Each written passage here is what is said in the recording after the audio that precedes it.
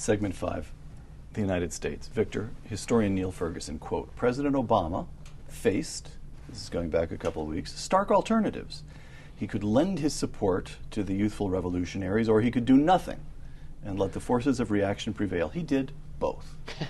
Some days exhorting Egyptian President Hosni Mubarak to leave, other days drawing back and recommending an orderly transition. The result has been a foreign policy debacle. The president has alienated everybody, not only Mubarak's cronies in the military, but also the youthful crowds in the streets of Cairo, and America's two closest friends in the region, Israel and Saudi Arabia, are both disgusted. Close quote.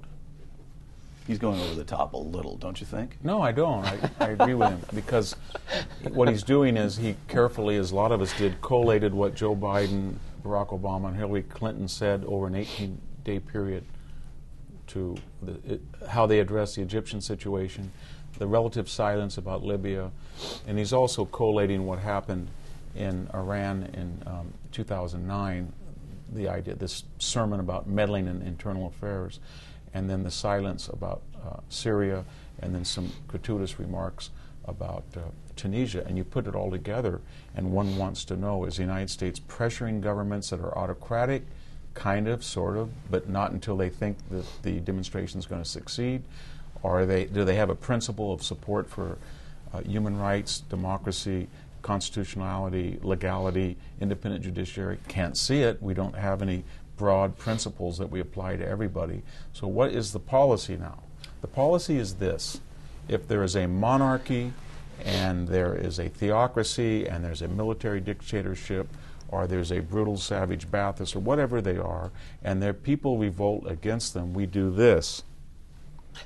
And we wait and we try to see what are the chances that the people in the street are going to prevail. And if we, at some critical mass, when they prevail, then we're going to go back and support them, and then retroactively we're going to say, we always did say that we supported you.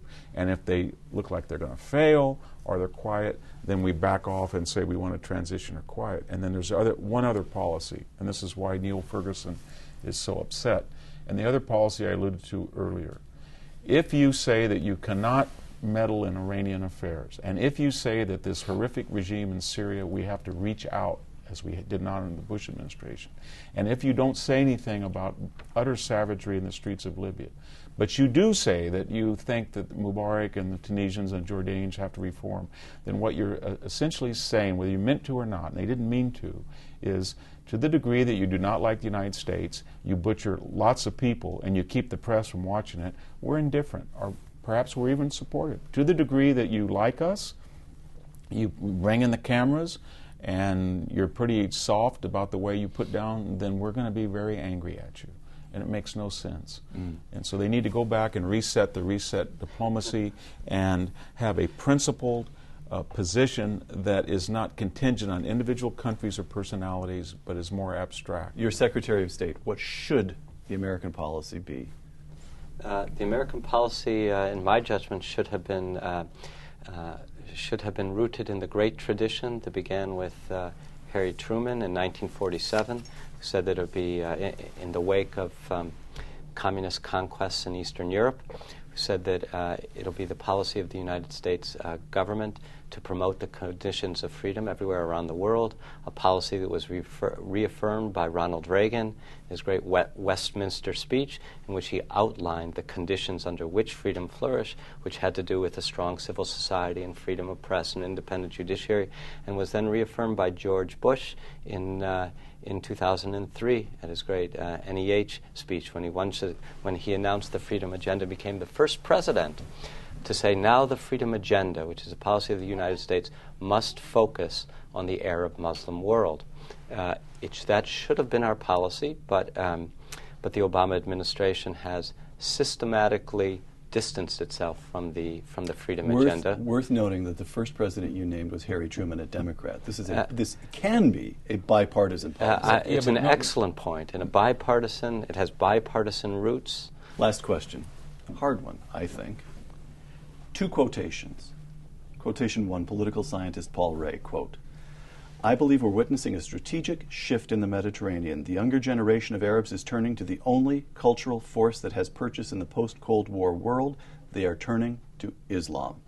Tunisia, Egypt, Libya, Jordan, Bahrain will become more hostile to us, to our European allies, and of course, to Israel.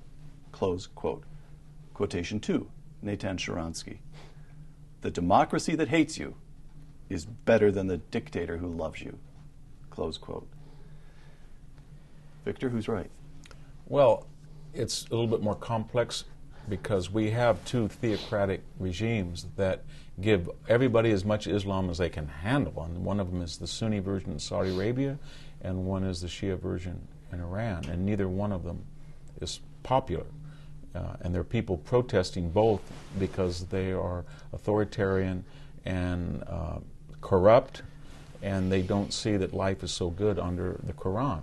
So what we're trying to figure out is how do you warn people who are throwing off military dictatorships and secular strongmen and say to them, this is the path to consensuality, because if you really want the Muslim Brotherhood and you want theocracy, you've got two good examples, Saudi Arabia and Iran, and the people there are not happy.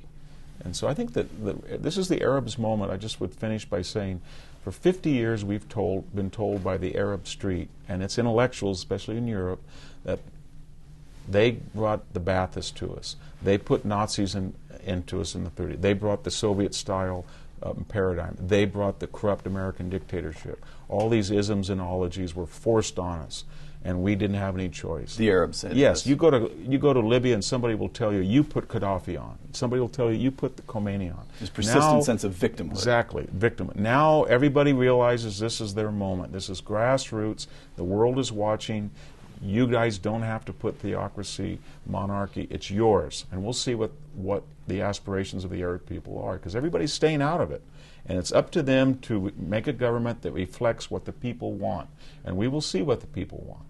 Peter? Neither Sharansky or Ray is right, but there's a kernel of truth in each. You need to put them together. Contrary to Paul Ray, there are two forces that have purchase on people's souls in the contemporary Middle East. One force, as Paul Ray says, is Islam. But the other force, it is a real force, it also has purchase on people's souls, is what Natan Sharansky writes about. It's the spirit of democracy, the desire to be free, the desire to live under laws that you yourself have a hand in making, is to call the shots for yourself. The question is, which of these two is going to be the victor? We don't know which is going to be the victor.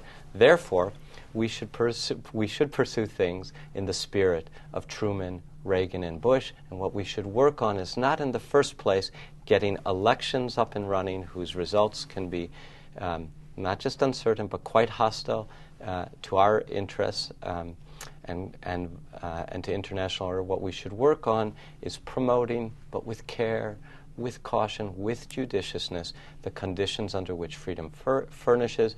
That means helping people who want freedom to build independent judiciaries, expand the freedoms of the press, create economic opportunity, and certainly not least, extremely important, improve the opportunities for girls to be educated and for the protection of women's rights. That's what we can do to make things better. Peter Berkowitz, Victor Davis Hanson, thank you very much. Thank you. For Uncommon Knowledge, I'm Peter Robinson.